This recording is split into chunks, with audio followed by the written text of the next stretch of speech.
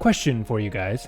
How do you think a samurai was expected to comport himself when his family and his loved ones were being directly threatened by bad men? Well, today's story is a fascinating little exploration into just that question. So if you like Japanese history or storytelling in general, please like this video, subscribe to the channel, and share it with all of your friends. And without further ado, let's get into the story. Once upon a time, imawa mukashi, there were two men of note. One was the man we have seen from several previous videos, Minamoto no Yorinobu, who was most famous for being the governor of Kawachi, but at the time of this story was actually the governor of the province of Kozuke. And then there was one other guy, his brother from another mother. No, literally, like, he was a brother in the sense that these two men actually shared the same wet nurse, but also he was not related to Yorinobu by blood. He was the Hyoei no Jo, which is a position that I'm not entirely sure what it is, but it has something to do with war and fighting because it's got Hyo in the name there. And his name was Fujiwara no Chikataka. Now both of these men were warriors, and really good warriors, mind you, and if you have been paying attention to the previous videos, you will know just how stalwart and amazing of a warrior Minamoto no Yorinobu in particular is. But regardless of what their positions were at the time, Minamoto no Yorinobu was the governor of the province of Kozuke. And Takachika, being one of his underlings or his retainers, was out in this province with him, serving under him, helping make sure that everything was going according to plan. And of course, Takachika had a house there. And his house was actually fairly close to the main hall of government, I guess you could say, the place where Yorinobu was hanging out and where all of the provincial affairs of state were taken care of. And it just so happened that at Chikataka's house, they had imprisoned a single solitary thief who had got caught doing something, stealing something clearly. And I don't know exactly in what way they were holding him captive, but it seems that it involved tying him up with chains, having him bound in some kind of fetters of some sort. But whatever it was, somehow or another, this thief ended up slipping out of his bonds and trying to make a break for freedom, trying to skedaddle on out of there. The only problem is he was trying to escape from an estate filled with warriors, and he really had no other place to go. And so, in a bit of desperation, looking around him, he noticed Takachika's one and only son, a boy of about 5 or 6 years old who was actually a really good looking boy apparently, and the text sees fit to mention that, and somehow getting his hands on a sword, he nabbed this kid, dragged him into a building called a tsuboya, which is kind of like a shed as far as I can tell, and then laying this kid down on the ground, he took this sword and he pointed it at this kid's midsection. Now, he didn't do anything to the kid. He didn't actually harm the kid, but he sat there with his sword poised, ready to skewer him if need be. Basically, this thief had taken this boy hostage, as he had no other way of escaping.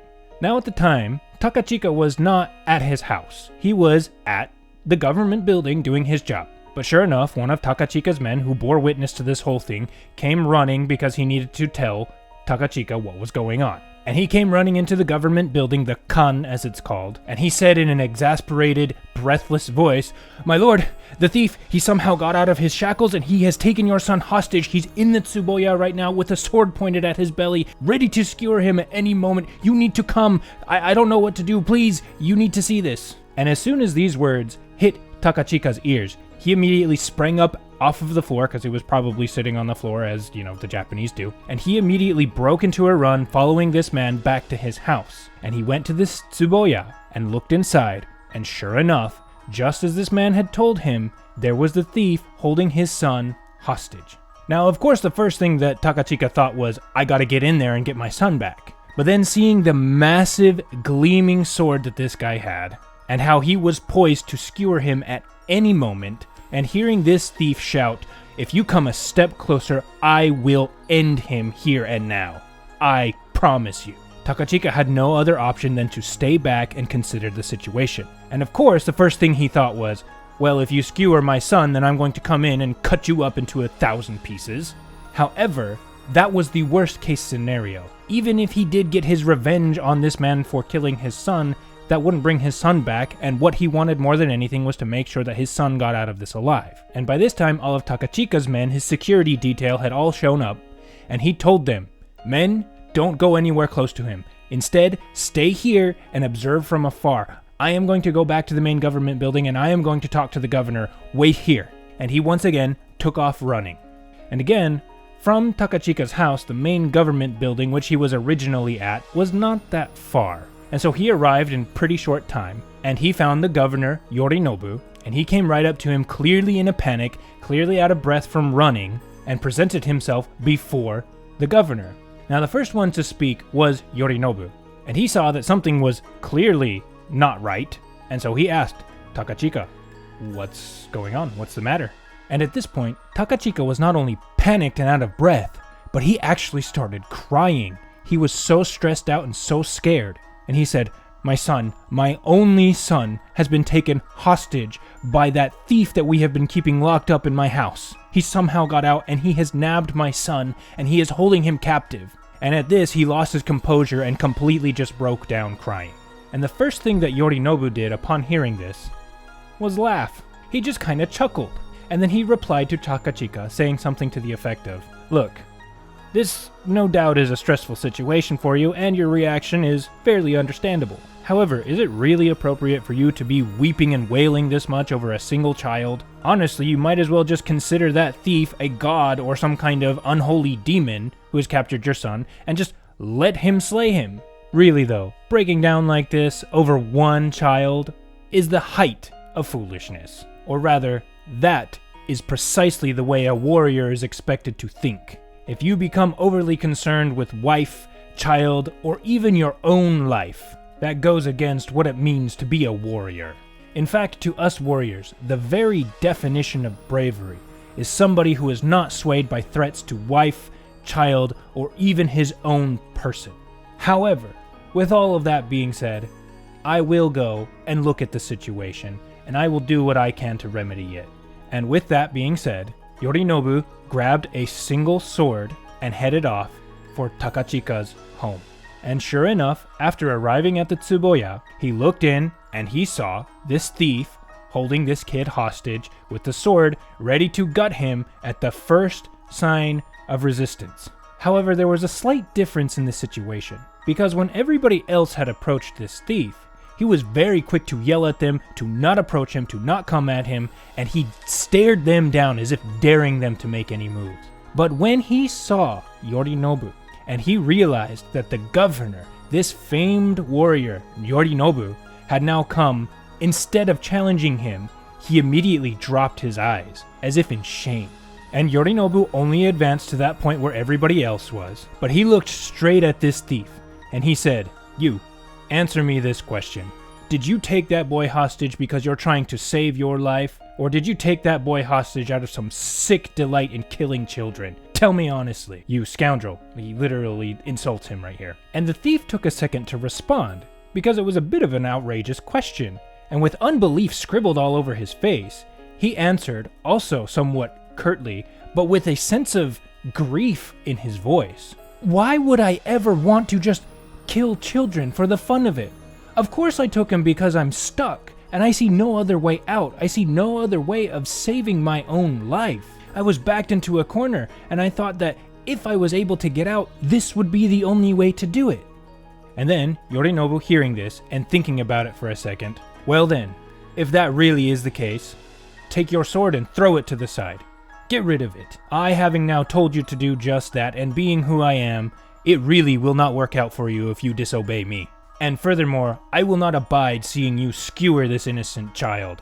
Get rid of your sword this instant, you scoundrel." I don't really know exactly how to translate this insult that he calls him, but he does insult him again. And at this, the thief could only consider the possibilities, and everybody saw the wheels turning in his head as he measured his options. And after a little bit of time passed, the thief simply said, "You know what, sir? You're right. After everything you've said, I cannot keep doing this. I will dispose of my sword." And then he did just that. The text says that he threw it really far away. He just hucked it. And then he grabbed the kid, stood him back up, and let the kid go, who immediately ran off to his father and to safety.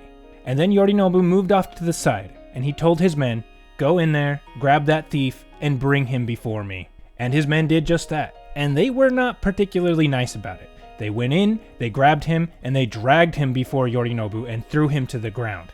And at this point, Takachika actually thought that Yorinobu was going to execute this guy. How dare he come into my premises? How dare he insult and attack the son of one of my retainers, is what Takachika thought Yorinobu was thinking. However, Yorinobu turned to all of his men, and he said, "This son of a gun, out of pity and concern, released Takachika's son. And it's clear to me the only reason he ever went about thieving to begin with, let alone taking this kid hostage, was because he was concerned for his own well-being and trying to survive. And that is not a completely evil act. Furthermore, when I commanded him to let the kid go, he did, showing me that he is not a complete moron. And so, taking all of that into consideration, I have decided, men, let this man go." And then he turned to this thief, and he asked him, "Do you need anything to help you on your way?" And at this, the thief was now dumbstruck. He had probably gone from thinking, "Oh crap, he lied to me, he's going to kill me," and now, knowing that he had threatened a nobleman's son, he was being pardoned and being offered provisions by the governor of the province. And so he couldn't say anything except break into tears. He began crying and weeping. I mean, I can't really blame him. His emotions were probably all over the place. And then, not waiting for a response, because clearly this guy was in no position to give one, Yorinobu just turned to his men, "Men, go grab some supplies, and bring them to me. Furthermore, this man is a criminal, and so it's very likely that if we just let him go, he's going to be killed by somebody else. So, go to the stables, find a mediocre workhorse, put a plain saddle on it, and bring it to me." And then he sent his men off to go gather all of these things. And when the men came back with not only a horse, provisions, and a saddle, they also had a plain bow with a plain quiver full of plain, not particularly high quality arrows. And with that, Yorinobu had this thief take the bow and the quiver full of arrows, and then he had his men pack the horse with about 10 days worth of food. And they wrapped it all up in a special kind of bag, they tied it to the back end of the saddle, and then Yorinobu looked at this man and said, "I want you to take off running out of here, and I never want to see your face around here again. Go." And with that, the thief obliged, and he immediately sprinted off on this horse, away from the estate and out into the wider world, never to be heard from again. And then here, the text muses on the fact that all of the efforts of all of the other warriors could do nothing to save this kid. However, when Yorinobu arrived, he spoke with such command, such power, that this thief instantly thought better of what he was doing and obeyed Yorinobu's commands. And it then extols Yorinobu's ferocious, powerful warrior's demeanor. His very presence was something so awe-inspiring that lesser men had no choice but to bend to his will. Like if you think about in a lot of shonen type anime where certain characters just have an aura that's almost oppressive about them, that like they can make people bend to their will just by thinking hard, I believe the origin of that kind of thinking comes from stories like this. And in the end, that kid who had been taken hostage eventually grew up happy and healthy to be a full-grown adult, and eventually entered the Buddhist priesthood actually, and became a well-known, very successful teacher on Kimpu Mountain. And thus is it said that that Buddhist priest's name was Meishu. Which is a bit of a weird place to end the story, but that is where the story ends. And I suppose, as final commentary, I don't have a lot to say, other than the fact that clearly the people of ancient Japan seem to have had different morals and values than us, obviously. And while Yorinobu's chastisement of Takachika does seem very harsh to us, I do want to point out that we also live in a very safe, very easy time where we don't have to be as harsh and as mean as some of the people back then, especially people who made their entire living on war. But I also want to say something in Yorinobu's defense. I don't think Yorinobu was saying that you shouldn't ever care about your wife and your children. Obviously, that's just something that people do. However, I think what he's saying is that you should never, ever allow anybody to use your wife and your children and even your own life, because he does mention that multiple times, that you should not be worried about your life overly much. and that if your enemies are using these things to threaten you and to control you, that is a very bad thing. And so he probably would say, yes, love your wife, love your children, love your own life, but only up to a point. If your enemies can use it against you, that is a problem. Which, again, sounds really harsh to us living in the modern time. But, again, when you lived back in a time without all of the conveniences and securities of modern living, that's kind of what you had to do. Especially when you lived out in the boonies in the eastern provinces, where war was just the name of the game. But ultimately, I'll leave final moral judgment up to you on an individual level. I feel like I'm understanding of it to a degree, and I'm glad that we live in a time where we don't need to be like that anymore, but it's always fair to try to judge the actions of people in history according to the morals that they had.